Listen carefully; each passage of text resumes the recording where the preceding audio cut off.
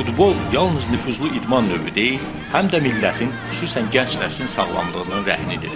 Məhz bu baxımdan Azərbaycanda da bu oyunun inkişafı üçün ölkə başçısının təşəbbüsü ilə xüsusi 10 illik dövlət proqramı qəbul edilib. Qəsəbə və məhəllələrimizdə belə müasir idman meydançaları salınır. Gəncədəki məhəllə meydançalarının birində rast gəldiyimiz səhnə bizi sözün ən yaxşı mənasında təəccübləndirdi. Həvəslə, özündən böyük uşaqlarla futbol oynayan bu 7 yaşlı oğlan bəlkə də Ginnesin rekordlar kitabına düşə bilər. Çünki o, futbol fəndlərini asanlıqla mənimsəməklə bərabər, saatlarla topu ayağında oynatmaq qabiliyyətinə də malikdir. Futbol tarixində ancaq əfsanəvi Pele 7 yaşında buna qadir olub. İkinci belə bir uşaq məhz Azərbaycanlı balası Əli Abbasovdur. Bu oğlanın öz rekordu da var. Fasiləsiz 6000 dəfə top çiləmək.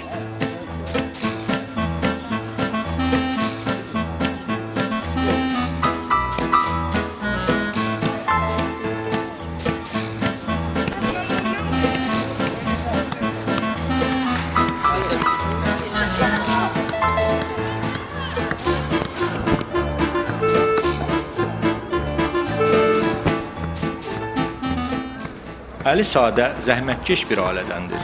Adi taksi sürücüsü işləyən atası, övladının gələcəkdə Azərbaycan futbolunun şərəfini yüksəklərə qaldıracaq gənclərdən olacağına inanır.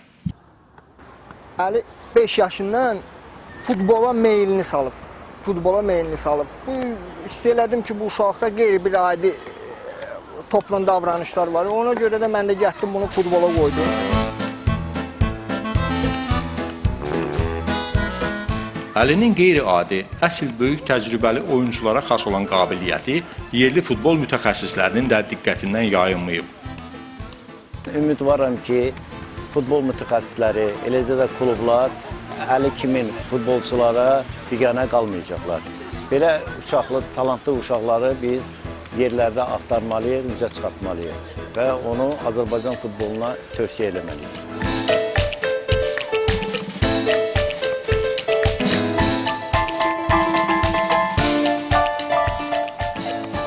Kim bilir, bəlkə də bu süjetimiz gələcəkdə Azərbaycanın Pelesi olacaq bir futbolçu haqda ilk hekayətdir. Hər halda bu fenomen səlahiyyətli futbol mütəxəssislərimizin də nəzərindən qaçmaz.